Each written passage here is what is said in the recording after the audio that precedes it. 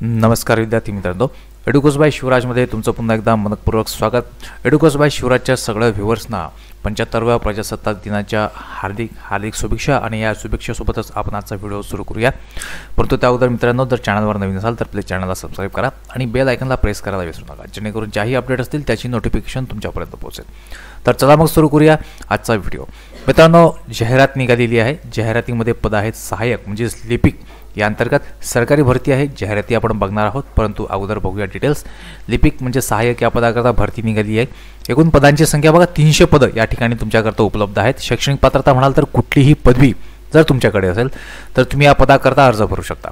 ठीक आहे, पदवीधर असाल तर अर्ज करायचा आहे। वयमर्यादा असेल बघा, वय वर्षे 21 ते 30 या दरम्यान तुमचं वयमर्यादा असायला पाहिजे। 1/1/2024 म्हणजे 1 जानेवारी 2024 या कालावधीपर्यंत जर तुमची वयमर्यादा ही 21 ते 30 असेल तर तुम्ही या ठिकाणी अर्ज करू शकता। वेतन असेल बघा तुम्हाला 37,000 रुपये जवळपास वेतन या ठिकाणी तुम्हाला हे उपलब्ध असणार आहे। आता या ठिकाणची जर जाहिरात बघायची झाली तर जाहिरात आपण बघू शकतो। तर बघा ही जाहिरात आहे। जाहिरात निघाली आहे तर new India insurance company limited. बघा केंद्र सरकारची ही कंपनी आहे। ज्याप्रमाणे बँका आहेत त्याचप्रमाणे ही कंपनी आहे the new India insurance company limited. मुंबईला याचं हेड ऑफिस आहे आणि ही ती जाहिरात आहे। रिक्रुटमेंट ऑफ 300 असिस्टंट तुम्ही बघू शकता। The new India insurance company limited a leading public sector general insurance company invites a recruitment of 300 assistant. ठीक आहे, तर 1/2/2024 ते 15/2/2024 या अंतर्गत ही आहे। वयमर्यादा वगैरे संपूर्ण डिटेल्स ही तुम्ही व्हिडिओ इथं स्टॉप करून ही पूर्ण जाहिरात या ठिकाणी बघू शकता। ठीक आहे, आता बघूया आपल्या प्रेझेंटेशनकडे। तर जसं तुम्हाला सांगितलं आहे की पदसंख्या आपण वगैरे बघितलेली आहे। आता या ठिकाणी तारीख बघा 1 फेब्रुवारीपासून या ठिकाणी जे आहे तुम्ही अर्ज करू शकता। 1 फेब्रुवारी 2024 ते 15 फेब्रुवारी 2024 या दरम्यान तुम्हाला त्या ठिकाणी अर्ज करायचा आहे। निवड प्रक्रिया कशी असेल तर बघा, निवड तुम्हाला 2 पॅटर्नमध्ये या ठिकाणी असेल। एक असेल प्री आणि दुसरी असेल मेन। एक्झाम पॅटर्न थोडक्यात समजून घेण्याचा प्रयत्न करू, परंतु त्या अगोदर फीस बघूया एकदा। या ठिकाणी फीस बघा, जर तुम्ही SC ST महिला प्रवर्ग असेल, इकॉनॉमिकल वीकर सेक्शन असेल तर 100 रुपये तुम्हाला भरायचे। अदर्स करता 500 अधिक 100 असे 600 रुपये त्या ठिकाणी भरायचे आहेत। परंतु मेन फीस 500 आहे आणि 100 रुपये तो व्यतिरिक्त चार्जेस तो त्या ठिकाणी तुम्हाला भरायचा आहे। आता बघूया या ठिकाणी तुमची जी निवड प्रक्रिया असेल त्या ठिकाणी तुम्हाला प्री आणि मेनमध्ये सिलेबसचा नेमका काय इश्यू असेल तो आपण या ठिकाणी बघून घेऊया। बघा, NISL असिस्टंट सिलेक्शन प्रोसेस 2024 या पद्धतीनं असेल। तर 2 स्टेजमध्ये ही परीक्षा होणार आहे। पहिली असेल प्री आणि दुसरी असेल मेन। बघा, तर प्रीमध्ये काय असेल बघा, प्री तुम्हाला मोड ऑनलाईन पद्धतीनं ही एक्झाम असेल। 60 मिनिटं म्हणजे 1 तासाचा वेळ त्या ठिकाणी मिळणार आहे। सेक्शन कुठले असतील परीक्षेकरता बघा, इंग्लिश लँग्वेज असेल, रिझनिंग ॲबिलिटी असेल, न्यूमेरिकल ॲबिलिटी असेल।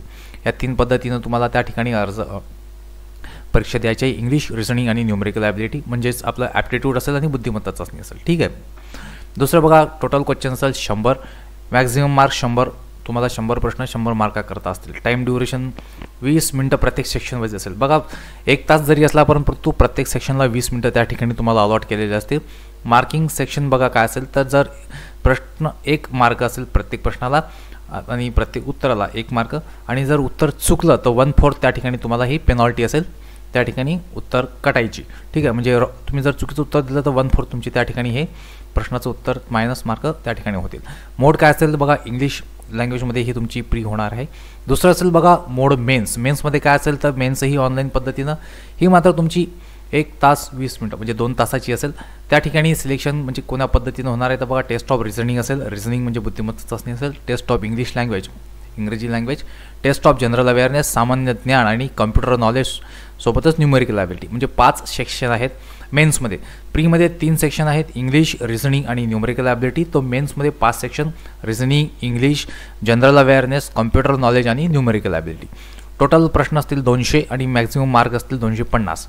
प्रीमध्ये 100 मार्क आहेत 100 प्रश्नांकरता, तर मेन्सकरता 200 प्रश्न 250 मार्क आहेत। ठीक आहे, मार्किंग बघा या ठिकाणी 1.25 म्हणजे 1.25 हा तिथं त्या ठिकाणी तुम्हाला मार्क असेल प्रत्येक प्रश्नाला, आणि पेनॉल्टीसाठी म्हणजे उत्तर चुकलं तर 1/4 तुमचं त्या ठिकाणी तुमचं डिडक्शन होणार आहे। ठीक आहे, अप्लाय वगैरे कसं करायचं आहे तर तुम्हाला निश्चितच त्या ठिकाणी वेबसाईटवर जाऊन अप्लाय हे ऑनलाईन पद्धतीनंच त्या ठिकाणी तुम्हाला करायचं आहे आणि पूर्ण फॉर्म भरून तुम्हाला तो अर्ज तिथे सबमिट करायचा आहे। आता ॲप्लिकेशनची वेबसाईट बघा, https://newindia.co.in/ ही ती वेबसाईट आहे। त्या ठिकाणी तुम्ही जाऊन या ठिकाणी अर्ज करू शकता। अजून या ठिकाणी ॲप्लिकेशन ओपन झालेलं नाही आहेत, परंतु लवकरच त्या ठिकाणी ती लिंक उपलब्ध असेल आणि तुम्ही त्या ठिकाणी लिंक उपलब्ध असल्यानंतर त्या ठिकाणी तुम्ही अर्ज नक्की करायला हरकत नाही.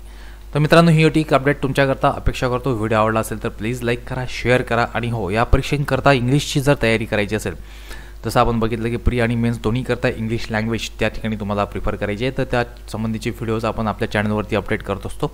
तर प्लीज चॅनलला सबस्क्राईब करा आणि हो, व्हिडिओ आवडल्यास इतरांनाही शेअर करा. त्यानंतर पुन्हा भेटू नवीन व्हिडिओसोबत लवकरच. धन्यवाद.